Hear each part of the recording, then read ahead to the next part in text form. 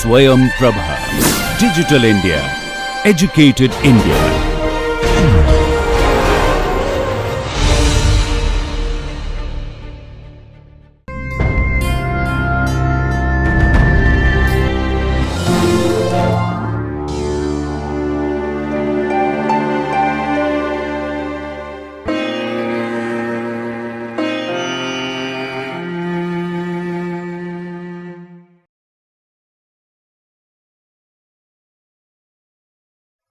We will now discuss signaling mechanisms due to catalytic receptors on the membrane.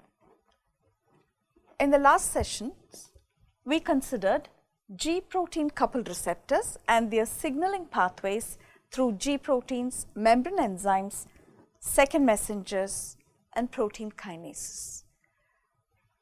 G protein coupled receptors themselves are one type of four types of membrane receptors. This is an earlier slide that we have seen. We have receptors which are ion channels themselves, what are called ionotropic receptors, and receptors which are enzymes themselves or which end up activating an enzyme directly. These are called catalytic receptors. Here, the G protein coupled receptor also activates a membrane enzyme, but through an intermediate G protein. Having considered the G protein coupled receptors in some detail so far, we will now move on to catalytic receptors. Before we look at details of the catalytic receptors, take a look at a list of important neurotransmitters and hormones. Here are the neurotransmitters. These are the catecholamines, and here we have acetylcholine and the neurotransmitters which are single amino acids, glutamic acid, glycine, and GABA, gamma amino butyric acid. Then we have the hormones here, all the hypothalamic hormones, the releasing hormones, corticotrophin releasing hormone, thyrotrophin releasing hormone, gonadotrophin releasing hormone. They are all hypothalamic hormones. Then we have pituitary hormones, growth hormone, ACTH, TSH, FSH, LH, prolactin. These are all pituitary hormones. The islet hormones being insulin, glucagon.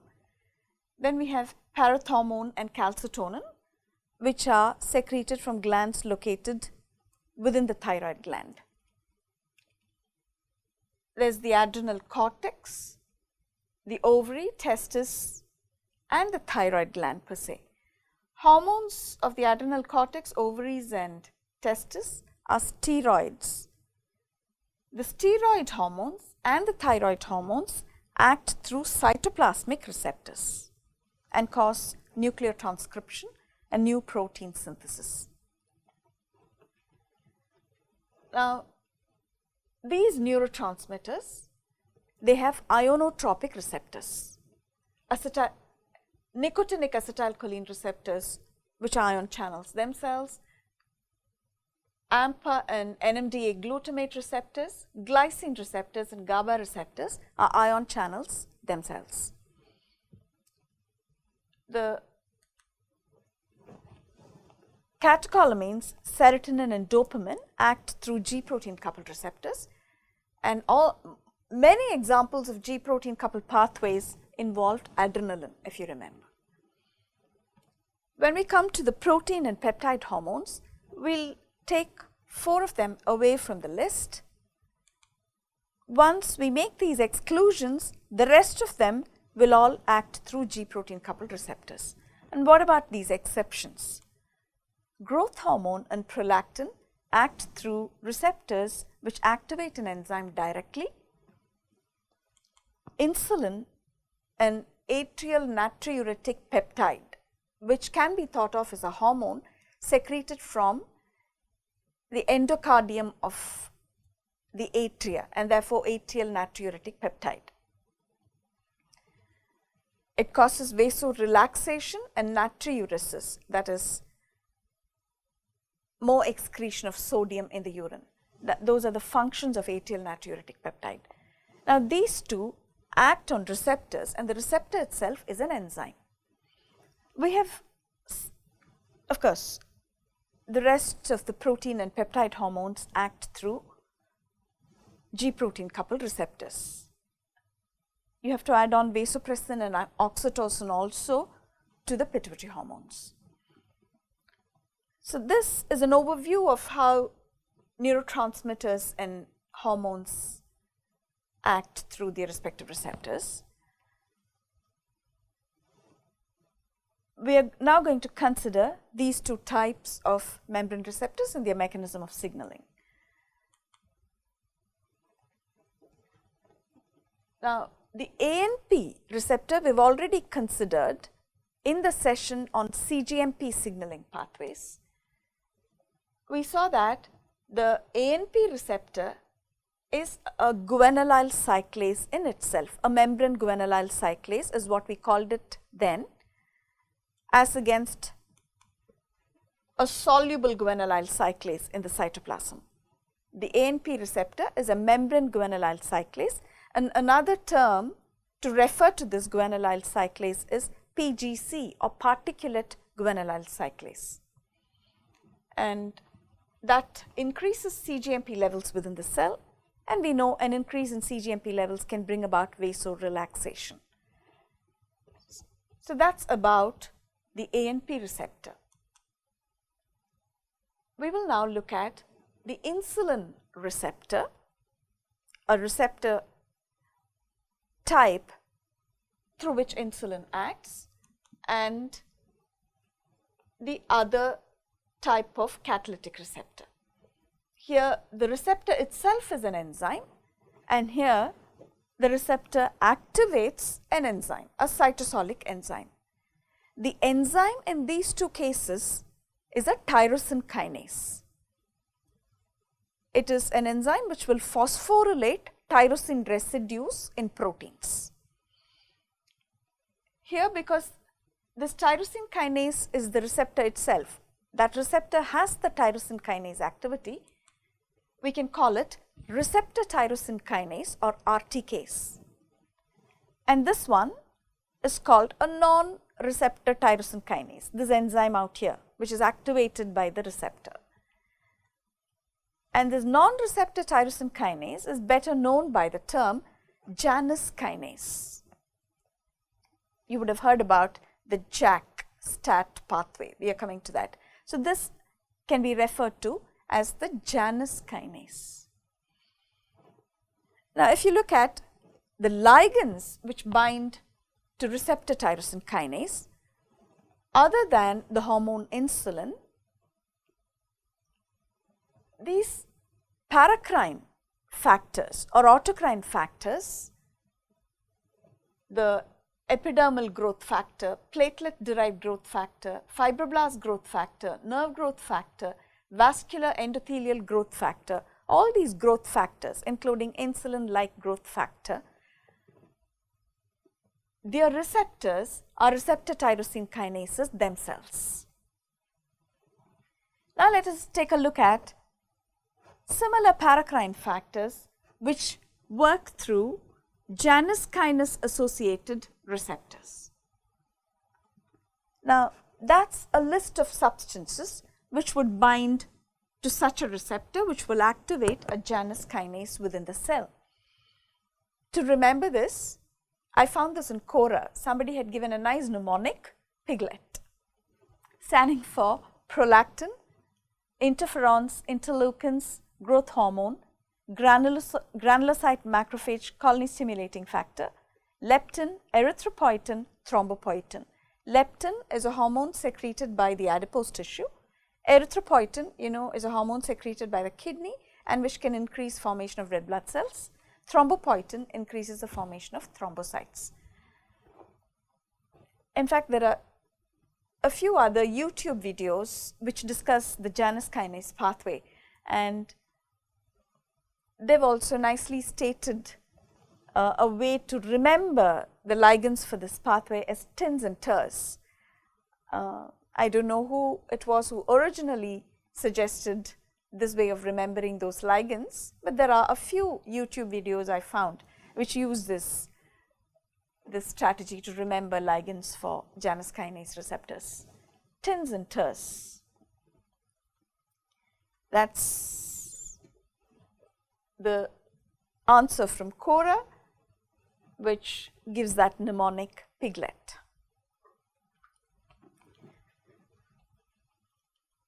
We will come back to this issue of ligands binding to these and what their actual actions may be a little later. Now, let us look at details of the pathways themselves. Let's talk about receptor tyrosine kinases first. Let us take insulin binding to its receptor. In fact, other ligands binding to this receptor will cause dimerization of the receptor, and that's what activates the tyrosine kinase enzyme activity within the receptor. The insulin receptor, they say, is already a dimer. It exists as a dimer. However, binding of insulin to that dimerized receptor activates the tyrosine kinase activity within the receptor. So, this enzyme now is going to phosphorylate tyrosine residues. Where? It in fact is going to autophosphorylate itself, autophosphorylate its own tyrosine residues. So, these are now phosphotyrosines. The phosphates have gone and attached to tyrosine residues in the insulin receptor.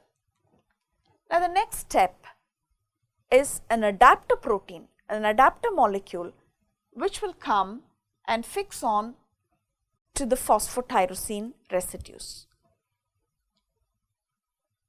This one is called GRB2. The names are not important. It's called GRB2 because it's a growth factor receptor bound protein. Think of it as an adapter protein. Once that happens, other proteins can come and bind to that adapter protein and get activated. And the one in this pathway is called SOS. Again, the names are funny. You don't have to remember the expansion of those names. SOS actually stands for son of 7-less. We'll see a little later, if time allows, what this 7-less is. Don't worry about the expansion of these names. Just treat them as proper names for those proteins. So, this is an SOS. This protein is called SOS. We'll stop there. So, these are the immediate steps after the ligand binding to the receptor tyrosine kinase. Let's look at the final steps and then connect the proximal steps with the distal steps. The final steps are this.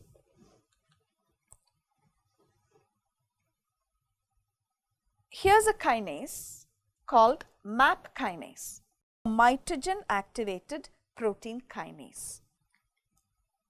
It takes its name because if you look at all these ligands which bind to the receptor tyrosine kinase, they are all growth factors. They cause growth. So, they promote cell proliferation, cell survival, they inhibit cell suicidal mechanisms, apoptotic mechanisms are inhibited because they are pro-mitotic, they enhance cell proliferation, survival, etc. Because they are pro-mitotic, they are referred to as mitogens. These ligands are referred to as mitogens, and they finally activate a protein kinase, and that's called a mitogen activated protein kinase. Now, this protein kinase can translocate into the nucleus and phosphorylate other proteins, which will act as transcription regulators. They will bring about nuclear transcription to induce synthesis of proteins which are involved in mitosis, cell proliferation, survival, motility, etc. Now, let us see how the pathway is completed. Now, we will look at a set of G proteins. So, the receptor tyrosine kinase pathway also involves G proteins, but we don't normally refer to this as a G protein coupled receptor. The G proteins involved in this pathway are small G proteins, which we have discussed in an earlier lecture. When we consider G proteins, it was said that they are GTPases they can bind GTP or GDP. When they bind GTP, they have the ability to cleave GTP, and the activated form has GTP bound to it and the inactive form has GDP bound to it. These are all commonalities between both the G proteins. Both are membrane proteins. However, the G protein that we discussed in the last lecture and the one before that were heterotrimeric G proteins. They had 3 subunits, and the way they acted, they activated a membrane enzyme, one of 4 membrane enzymes that we discussed. Whereas the G proteins that we are going to consider now in the receptor tyrosine kinase pathway are small G proteins, which are monomeric G proteins. There are about 5 types, and the one that is involved in this pathway is RAS. RAS is the small G protein, and in its inactive form, it has GDP attached to it, just like the alpha subunit of the heterotrimeric G proteins.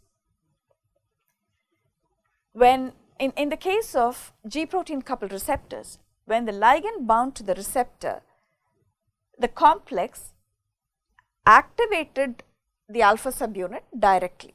It would shed its GDP automatically, take on a GTP, move and activate an enzyme. That was the sequence we saw. But here, the ligand binding to the receptor has done 3 steps prior to getting on to the G protein. So, there was dimerization, activation of the tyrosine kinase activity within the receptor, phosphorylation, autophosphorylation of tyrosine residues in the receptor, binding of an adapter protein, and then another protein in the pathway called SOS binds to the adapter protein and gets activated. That is where we stopped. Now, this one is going to cause RAS GDP to shed the GDP. It will extrude its GDP and take on a GTP molecule from the cytoplasm. It will become RAS GTP. Now, for each of the 5 types of small G proteins, this step requires, this is not automatic. In the case of alpha subunit of those heterotrimeric G proteins, shedding GDP and taking on a GTP happened as soon as the ligand receptor combination activated it. But here, this transformation requires what is called a guanine nucleotide exchange factor, and in fact, it is SOS here, that is the guanine nucleotide exchange factor for this small G protein. Now what? So, we have RAS GTP, which is an activated G protein. So, that is going to activate a protein called RAF. RAF is a kinase as well. It is going to phosphorylate another protein. So, that is the sequence of event. RAF phosphorylates a MAP kinase, something that is going to phosphorylate the MAP kinase, and then the MAP kinase causes phosphorylation of CPhos and causes nuclear transcription. So, this completes the pathway for receptor tyrosine kinase signaling.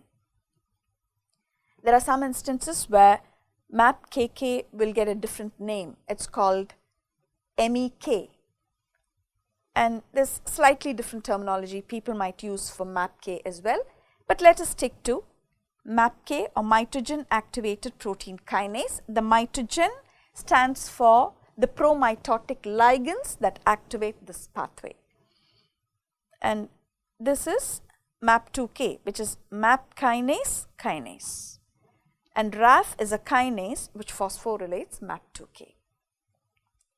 So, here we have receptor tyrosine kinases activating mitotic pathways.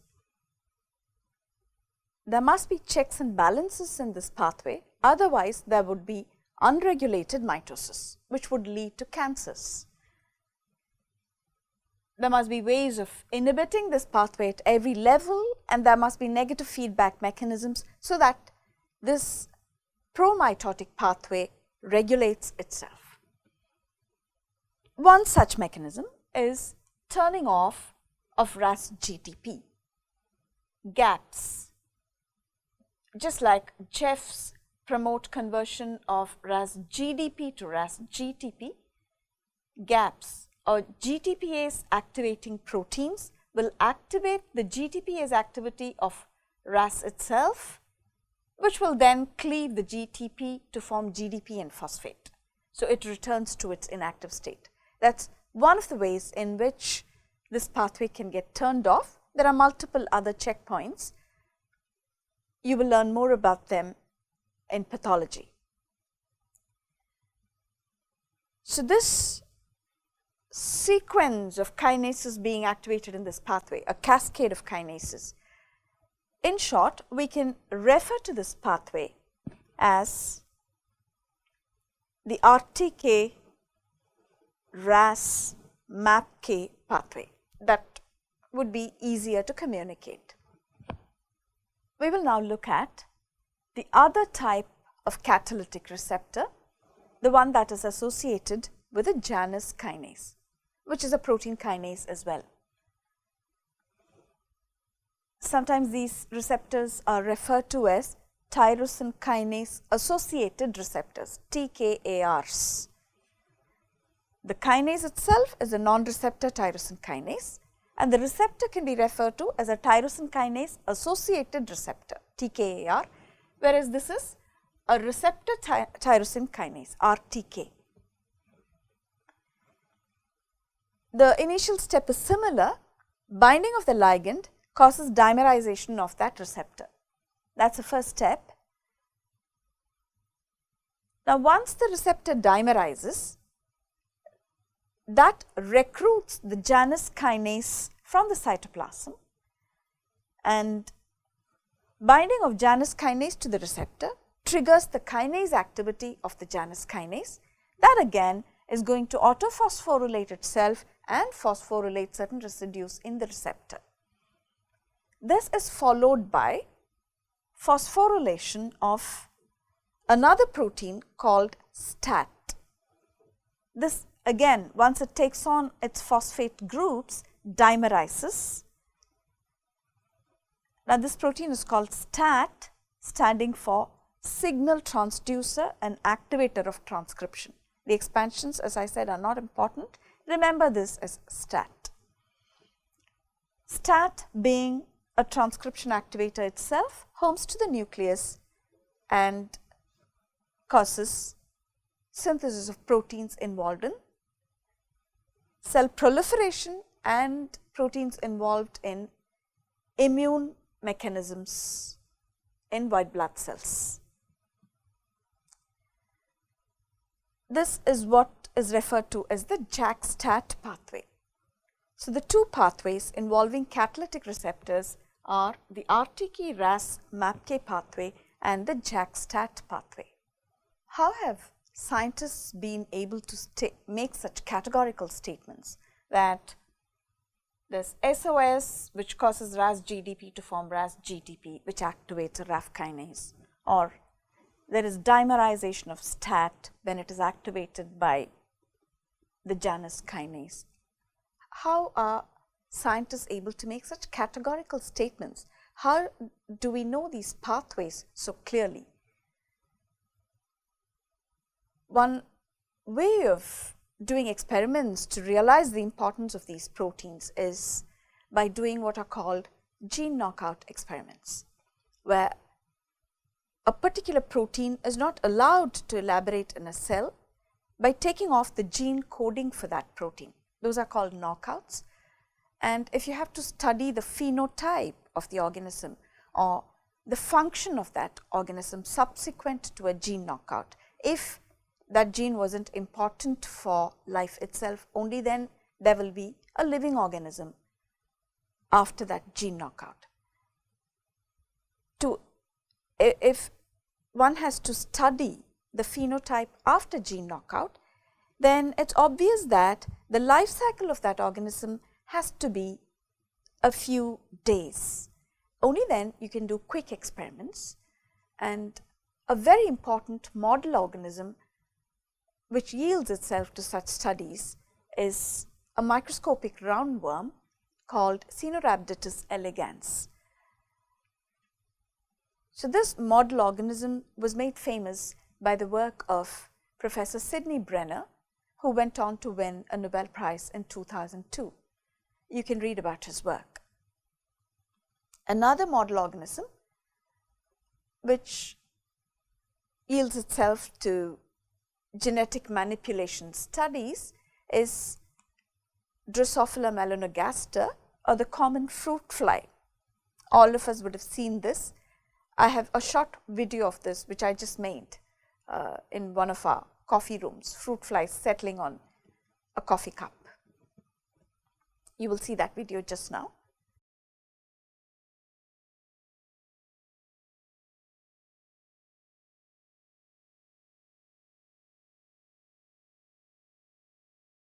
Returning to signaling pathways mediated by catalytic receptors, we have considered the JAK-STAT pathway and the RTK-RAS-MAPK pathways as independent pathways, categorical cascades activating kinases after kinases.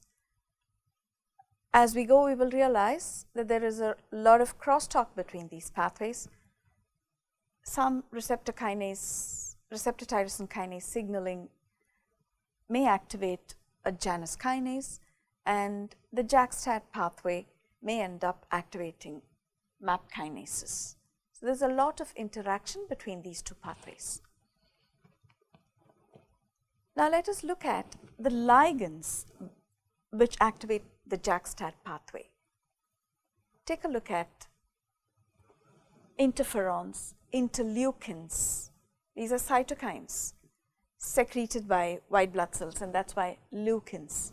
Then we have granulocyte, monocyte, colony stimulating factor, erythropoietin, thrombopoietin. So, now you would understand that a lot of hematological cells, blood cells, use the JAK-STAT pathway for their cell proliferation, and therefore, this pathway is implicated in a number of hematological malignancies. And one strategy to treat blood cancers would be to inhibit this pathway.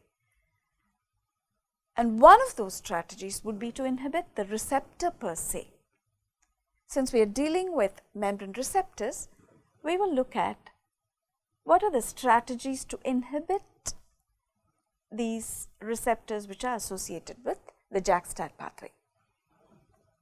These receptors can be prevented from acting either by using monoclonal antibodies.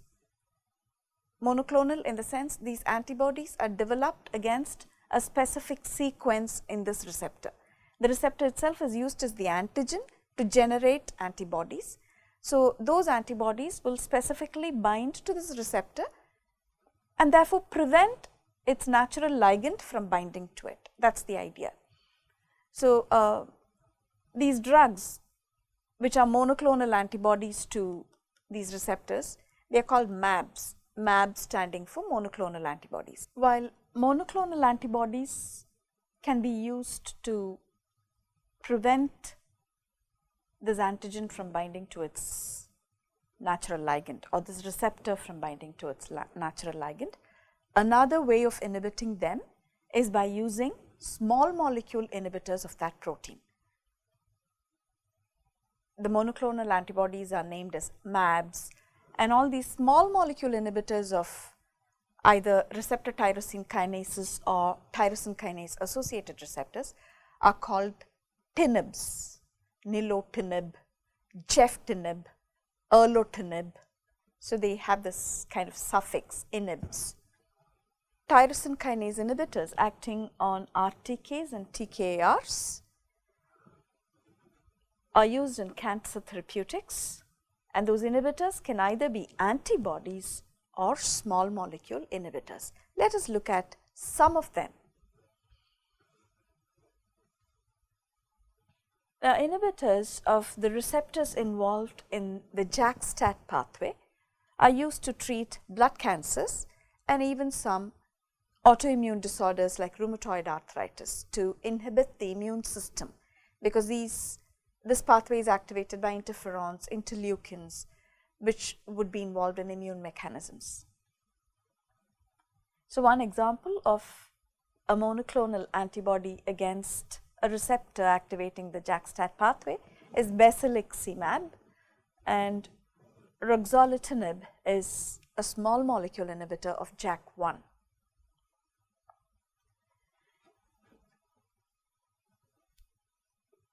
Now, this pathway, you take a look at the ligands of this pathway, epidermal growth factor receptor.